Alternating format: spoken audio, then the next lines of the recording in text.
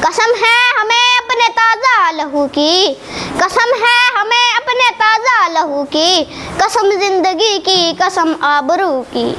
घर अपना किसी को जलाने न देंगे, घर अपना किसी को जलाने न देंगे, वतन पर कभी आंच आने न देंगे। अरबाब दानिश और मेरे अजीज साथियों, अस्सलामु अलैकुम।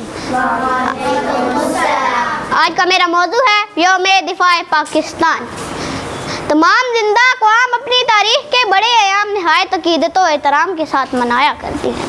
6 सितंबर 1965 हमारी तारीख का एक ऐसा दिन कि जब हमारे मकार दुश्मन ने हमारी सरहदों पर हमें ललकारा था, लेकिन वो ये नहीं जानता था कि इसका पाला किस कौम से पड़ा है।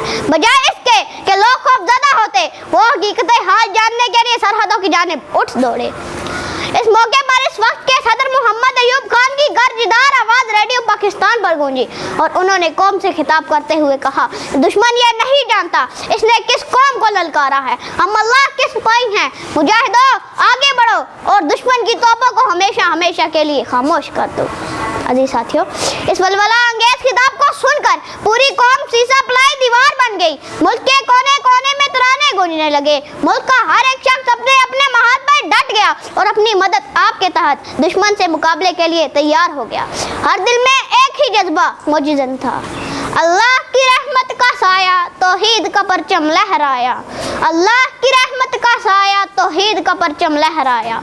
ऐ मर्दे मुजाहिद जाग जरा, ऐ मर्दे मुजाहिद जाग जरा, अब वक्त शहादत है आया। जनाब सदर, 17 दिन की इस जंग में दुश्मन को हर मार्ग पर इबरतनाक शिकस्त हुई। आखिरकार दुश्मन जंगबंदी का ववेला करने लगा। ये जंग तो बंद हो गई, लेकिन हिंदू सदियतों की शिकस्त का जख्म चाटता रहेगा। ऐ वतन हम हैं तेरी शम्मा के परवानों में, ऐ वतन हम हैं तेरी शम्मा के परवानों में, जिंदगी होश में है जोश है ईमानों में, जिंदगी होश में है जोश है ईमानों में। पाकिस्तान जिंदाबाद, कश्मीर बनेगा पाकिस्तान, हमेशा इन इकबाल के। नाज़रीन, आपसे दरखास्त है कि वीडियो को लाइक कर लें, चैनल को सब्सक्राइब कर लें और बेल आइकन पर क्लिक कर दें ताकि हमारी हर आने वाली वीडियो आपको मिलती रहे। बहुत शुक्रिया नाज़रीन। आपसे